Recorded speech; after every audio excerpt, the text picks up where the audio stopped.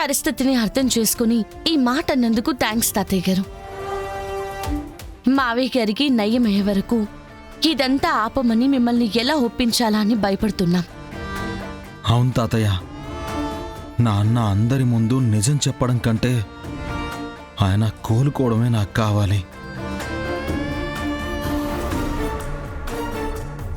చూసావమ్మా నిషిక, అది నా మనవడు మనవరాలు అంటే. మీ కష్టానికి వాళ్ళు కన్నీళ్లు పెట్టుకుంటున్నారు.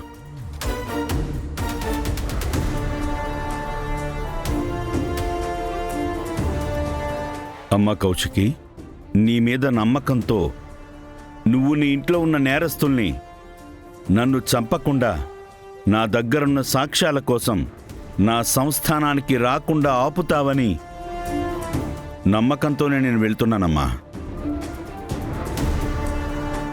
ఆదిత్యపురంలోకి మీ తమ్ముడు, మీ బాబాయ్ ఎవరు అడుగు పెట్టినా ఈ సాక్ష్యాలు ప్రతి మీడియా ఛానల్కి వెళ్ళిపోతాయమ్మా.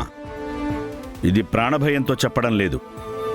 నా మనవడికి అన్యాయం జరగకూడదని చెప్తున్నాను. నేను మీకు మాటిస్తున్నాను వీరశంకర్ గారు, మా వాళ్ళు సాక్ష్యాల కోసం మీ దగ్గరకు రారు, మిమ్మల్ని ఇబ్బంది పెట్టరు. సరేనమ్మా. నాన్న కేదార్, మన లాయర్తో మాట్లాడి ఈ పత్రాల్ని తయారు చేయించాను నాన్న. నువ్వు వీటిలో సంతకం పెట్టు. పత్రాలా? ఏంది?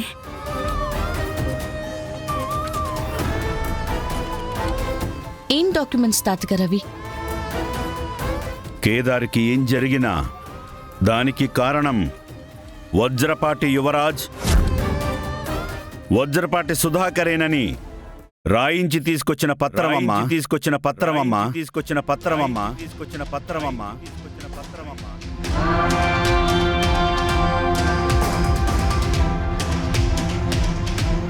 సుధాకర్కి బాలేదని కేదార్ని వీళ్ళేమైనా చేసే అవకాశం ఉంది. నా మనవణ్ణి నేను కాపాడుకోవడానికి నా జాగ్రత్తలో నేనున్నానమ్మా. నాన్న, సంతకం పెట్టు.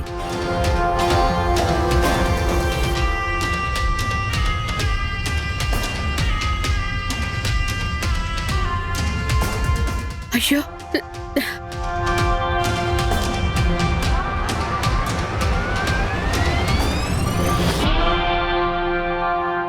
సారీ తాతయ్య, నేను సంతకం పెట్టలేను.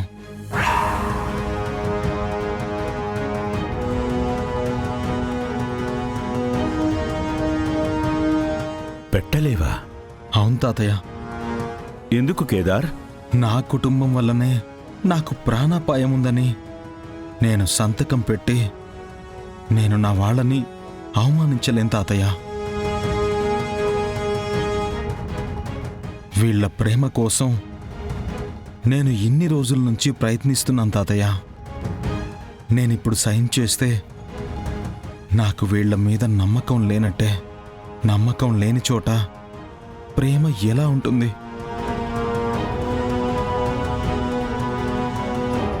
పెట్టకపోతే వీళ్ళు నిన్ను బతకనివ్వరు నాన్నా.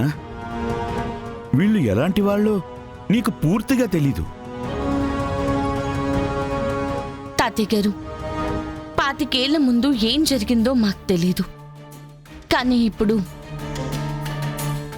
ఈ ఇంట్లో మా ప్రాణాలు తీసే మనుషులు లేరని మాత్రం మాకు తెలుసు. మా మీద అందరికీ కోపం ఉండొచ్చు, మేమంటే నచ్చకపోవచ్చు, కానీ మా ప్రాణాలు తీసే అంత కోపం ఎవరికీ లేదు తాతయ్య గారు. వీళ్ళు అవునన్నా కాదన్నా ఇదే నా కుటుంబం తాతయ్య. వీళ్ళని నా ప్రేమతోనే గెలుచుకుంటాను. ఇలా భయంతోనో డాక్యుమెంట్స్తోనో కాదు. ఇన్ని నెలల నుంచి అదే ఇంట్లో ఉంటున్నాము. ఏదైనా జరిగే పనైతే ఈ పాటికే జరిగేది కదా తాతయ్య గారు.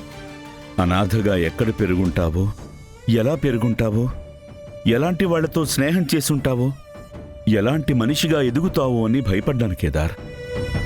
చెడు స్నేహానికి అలవాటు పడి తప్పుడు మార్గంలో నడుస్తుంటావేమోనని భయపడని రోజు లేదు.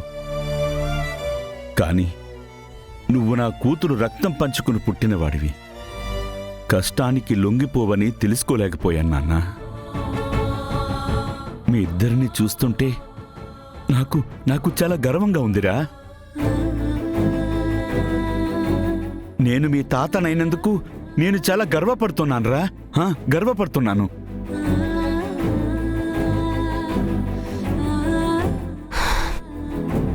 మీ ఫీలింగ్స్ ఏమైనా ఉంటే బయటికి వెళ్ళి చెప్పుకోండి. మావయ్య రెస్ట్ తీసుకోవాలి.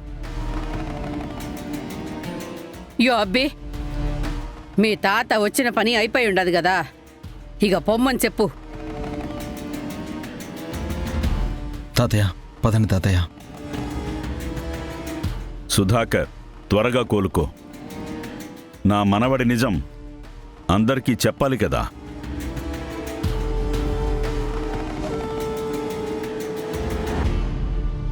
తాతయ్యని పంపించొస్తామక్కా. సరే.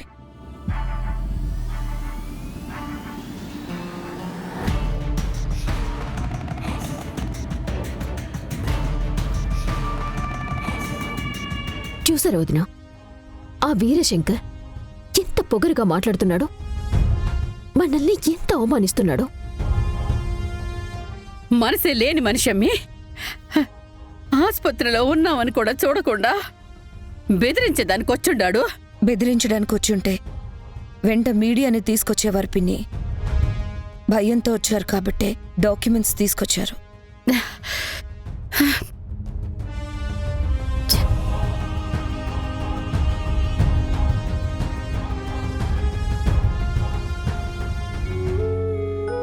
తాతయ్య గారు, లోపల మేం మాట్లాడిన మాటలకి తప్పుగా అనుకోకండి తాతయ్య గారు. నిజంగా మేము ఆ ఇంట్లో సంతోషంగానే ఉన్నాం.